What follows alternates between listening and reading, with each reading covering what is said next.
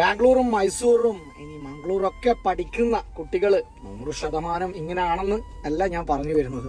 പക്ഷെ 50% ഇതൊക്കെയാണ് നടക്കുന്നത്. നമ്മളെ മക്കൾ എത്ര നല്ല മക്കളാണെങ്കിലും, പഠിക്കാൻ മാത്രമായി അങ്ങോട്ടേക്ക് പോകുന്ന കുട്ടികളാണെങ്കിലും, അവരൊക്കെ കൂടി വന്ന ഒരു 6 മാസത്തിൻ്റെ ഉള്ളിൽ ഈ ഡ്രഗ്സ് മാഫിയകളും അല്ലെങ്കിൽ ഈ ചങ്ങാതിക്കൂട്ടങ്ങളും ഇതേ രീതിയിലാക്കിയിരിക്കുന്നതിൽ ഒരു സംശയവും വേണ്ട. അത് ബാംഗ്ലൂർ അറിയുന്നവർക്കറിയാം. നിങ്ങളെയും എൻ്റെയും ഒക്കെ അനിയത്തിമാരെയും മക്കളൊക്കെ നമ്മൾ കടം വാങ്ങിയിട്ടും നമ്മൾ ലോൺ എടുത്തിട്ടും ഇവിടെയൊക്കെ പഠിക്കാൻ വിടുമ്പോൾ, നല്ല കോളേജിലേക്ക് ഞങ്ങൾ പറഞ്ഞയക്കുമ്പോൾ അവിടെ നടക്കുന്നത് ഇതൊക്കെയാണെന്നുള്ളത് ഏതെങ്കിലും പാരൻസ് കാണുന്നുണ്ടെങ്കിൽ ഇതൊക്കെ ഒന്ന് മനസ്സിലാക്കി വെക്കുക.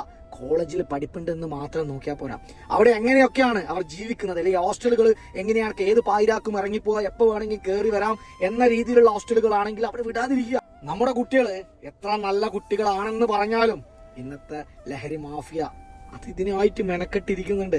വല വീശി കാത്തിരിക്കുന്ന ഒരു സംഘം തന്നെ ഉണ്ട് ബാംഗ്ലൂരൊക്കെ.